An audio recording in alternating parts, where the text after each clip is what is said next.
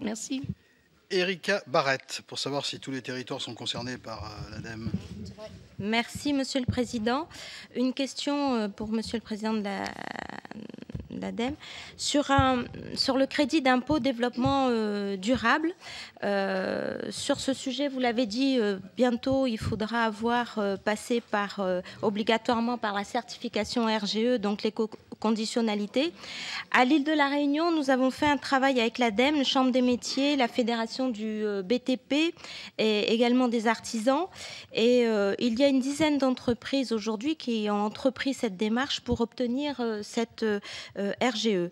Or, il semblerait qu'il y ait un décret qui exclurait les départements, enfin les outre-mer de cette démarche. Je voudrais avoir votre position là-dessus et comment est-ce que nous pourrions continuer à travailler pour faire avancer ce sujet très important.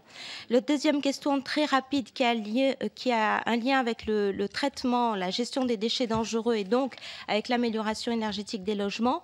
L'ADEME a rendu en février 2009 une étude sur la gestion des déchets dangereux diffus dans les pays les plus avancés de l'Union européenne et hors Union européenne. On sait que c'est la Convention de Bâle qui réglemente et qui contrôle ces mouvements transfrontaliers de déchets dangereux. Or, chez nous, nous n'avons pas de filière pour le traitement de ces déchets dangereux et nous les renvoyons vers l'Hexagone. Nous entrons dans une phase très importante de réhabilitation de logements très anciens sociaux et nous tombons sur la problématique, par exemple, de l'amiante, avec un coût de réacheminement qui est énorme, entre 2 000 à 5 000 euros la tonne. Et je voulais, monsieur, savoir, est-ce que l'ADEME a initié une réflexion sur cette question-là et quelles pistes envisager pour avancer sur cette question et cette problématique? Merci.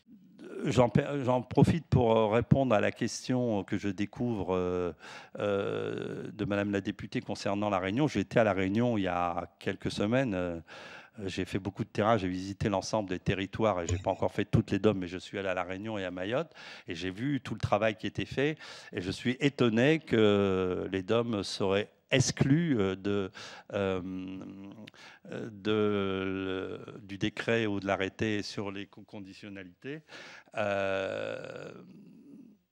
Autant je suis très soucieux et je suis souvent interpellé sur la prise en compte de la spécificité des DOM, mais quand il y a un engagement tel que je l'ai pu le constater dans les territoires et notamment à La Réunion, peut-être que si tout le monde ne doit pas aller au même rythme, tout le monde a le même objectif, la même ambition, il n'y a pas de raison que cette transition énergétique se traduise par des exclusions. Le but étant que chacun, à son rythme, avec ses moyens, avec sa spécificité, puisse être dans le train et que personne ne soit laissé sur la route. De ce point de vue-là, on va regarder la situation que je découvre.